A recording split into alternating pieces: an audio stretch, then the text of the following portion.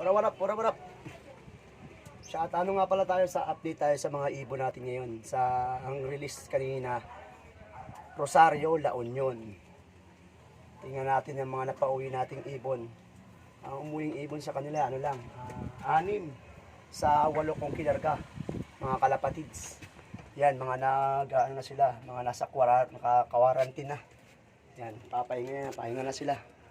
Yan, mga pahinga na sila, yan. Mga quarantine yan. Yan yung mga sisiw ko, malaki na, mga kalapatids, yan.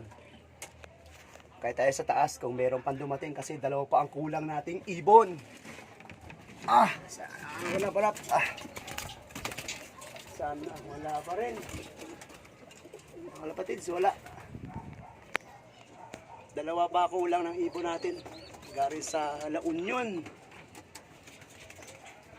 Wala. Bye.